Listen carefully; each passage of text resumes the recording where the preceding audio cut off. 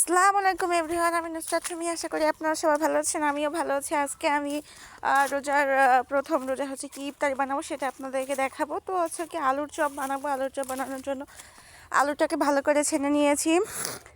এখানে দিয়ে দিচ্ছি কাঁচা পেঁয়াজ, কাঁচামরিচ, ধনেপাতা, চিনি ফ্লেক্স আর হচ্ছে লবণ। তারপরে দিয়েছি কয় রকমের ভাজা মশলার গুঁড়ি। তো দিয়ে হচ্ছে কি এটাকে আমি হাতের সাহায্যে ভালো করে মাখিয়ে নেব। তো হাতের সাহায্যে মাখিয়ে নিয়ে এটাকে এই যে এখন আমি হাতে একটু পরিমাণ তেল নিয়ে আলুটাকে পিস পিস করে করে নেব।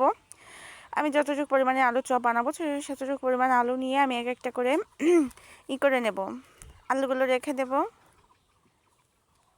তো এরকম করে হচ্ছে কি যে আমি সবগুলো আলুর চপ এক এক করে হচ্ছে বানিয়ে নেব।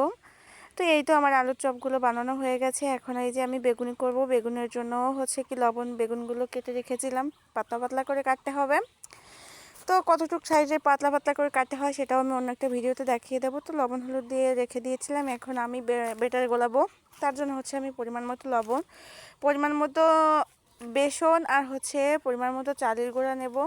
চালের গুঁড়া দিলে আসলে কর্নফ্লাওয়ার দিতে হয়, তো আমার কাছে কর্নফ্লাওয়ার ছিল না, এখন আমার কাছে চালের গুঁড়া ছিল, আমি চালের গুঁড়োটাই ইউজ করব।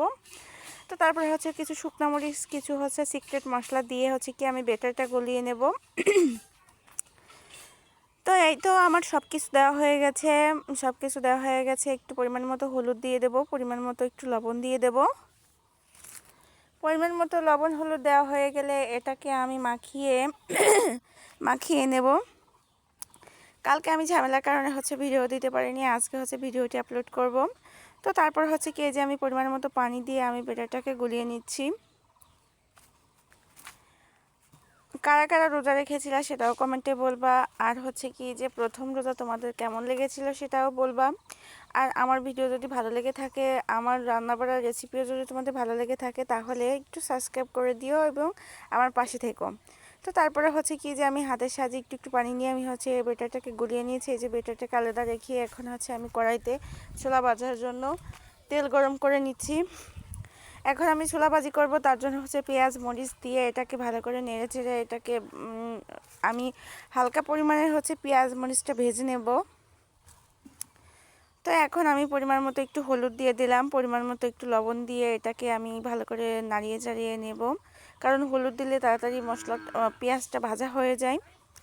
তো দেওয়ার পরে হচ্ছে কি যে আমি পেঁয়াজটা যখন এরকম হালকা হালকা ভাজা হয়ে আসে তখন হচ্ছে কি আমি যে সিদ্ধ করে রেখেছিলাম ছোলা আর বুট, সেগুলো হচ্ছে কি এটার ভিতরে দিয়ে দেব। দিয়ে নেড়ে চেড়ে নেব হচ্ছে কিছুক্ষণের জন্য ভাজা ভাজা করে নেব। তারপরে হচ্ছে যে আমি হালকা পরিমাণে মশলা এড করব, বেশি মশলা এড করব না।